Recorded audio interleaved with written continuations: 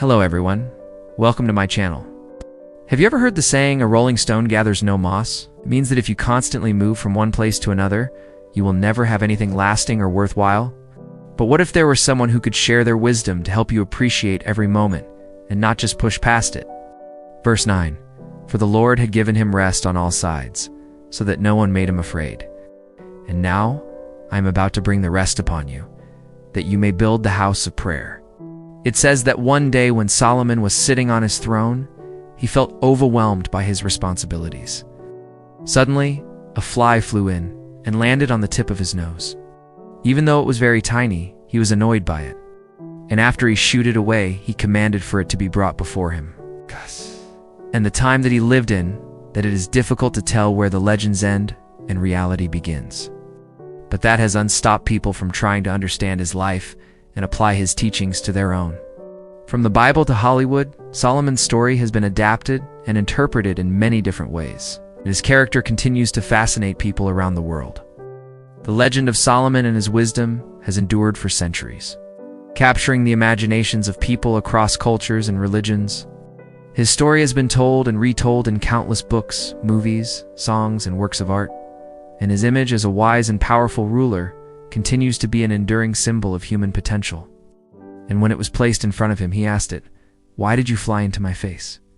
His teachings on justice, virtue, and the ability to overcome life's challenges remain relevant and powerful.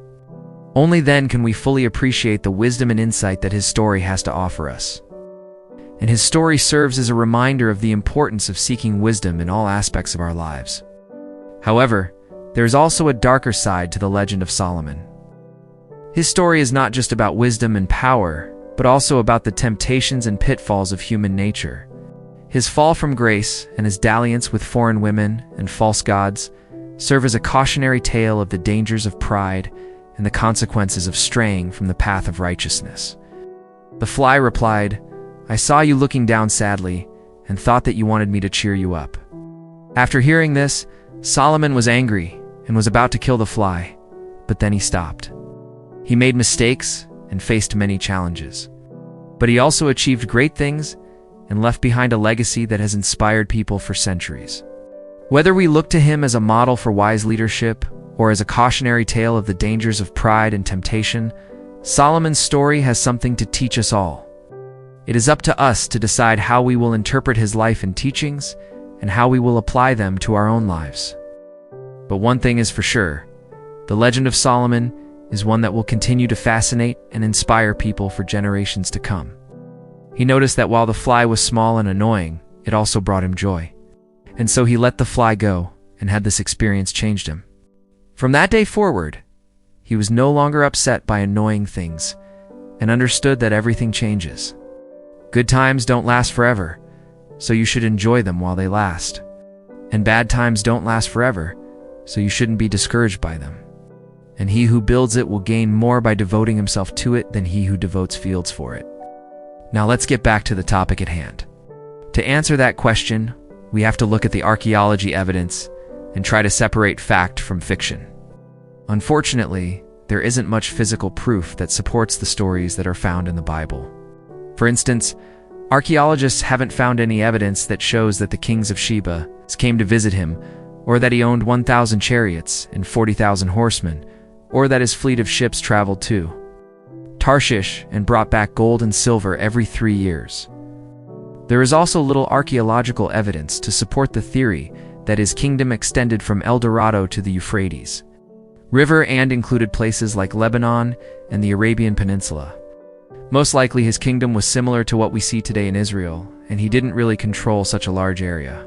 However, the Bible doesn't explicitly say that these other places belonged to his kingdom. Instead, it says that the kings from those places visited him and brought him gifts. So perhaps they were paying homage to him and acknowledging him as their leader, but they still remained independent. At the same time, the Egyptians, Assyrians, and Babylonians were rising to power and forming large empires of their own. So it wouldn't make sense for Israel to be an exception and have such a huge kingdom without any evidence of it. However, most historians say that there is little evidence that this was true, and instead argue that Israel was at war almost constantly. They say that the nation expanded under King David, and then after Solomon's death, it split into two kingdoms, which suggests that he didn't really keep peace between nations. But what if there is more to the story than just battles and expanding territory? What if there was a bigger picture? What if they had an actual name, King Solomon, who, according to Jewish tradition, was the third king of Israel? And to see this wisdom, we just have to look at the books that were written during his lifetime. One of them is Proverbs, which consists of simple sayings that teach people about justice, friendship, work, and everything else that has to do with everyday life. As the introduction states, these are the Proverbs of Solomon, son of David, king of Israel. It seems like the words in this book were spoken or sung in order to remember them, which is why the next book is called Songs of Solomon. This book has nothing to do with wisdom, but is filled with erotic poetry that speaks of love between a man and a woman. And while there is debate as to whether Solomon was the author of both of these books, most scholars say that he was.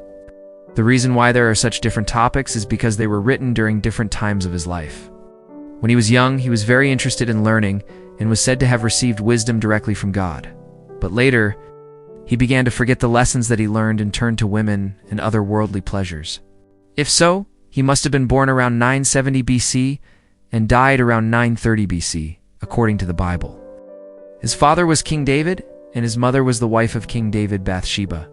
He was known to be very wise, which can be seen when two women went to him saying that both of them were nursing mothers and both claimed that the living child was theirs and not the other's. And so Solomon decided to cut the living child in half, giving each woman a portion, which made the real mother cry out because she didn't want her child to die. Upon seeing this reaction, Solomon realized who the actual mother was and gave the order to return the child to her. This decision showed that he was not only intelligent, but caring and empathetic as well. During his 40-year reign, he kept peace with Egypt and maintained friendly relations with other nations. But he is mostly remembered for building the first temple in Jerusalem. It's mentioned in 1 Chronicles chapter 28, verse 11, "When your days are complete and you rest with your ancestors, I will raise up your offspring after you who will come from your own body, and I will establish their kingdom. He will build a house for my name, and I will establish the offspring of Abraham, Isaac, and Jacob, for I will restore their fortunes and will have mercy on them." Though some people believe that these writings are exaggerated or even false, archaeological findings suggest otherwise. Remains of the destroyed temple that date back to Solomon's time were found underneath the Al-Aqsa Mosque and the Dome of the Rock. In addition, there are remains of structures that may have been palaces belonging to the royal family. The Bible says that Solomon's palace was indeed beautiful, with 960 rooms. Further excavations have shown that there were pillars and other architectural elements that indicate that it really did exist. Also, the remains of the awful fortress were found, which dates back to the time of King David, his father. Some archaeologists even say that the walls of the old city of Jerusalem were built during Solomon's reign, although others disagree with this idea. There is further proof that the Bible is correct about Solomon having ruled over Israel for 40 years, because it would have been impossible for all those building projects to have been completed in any less amount of time.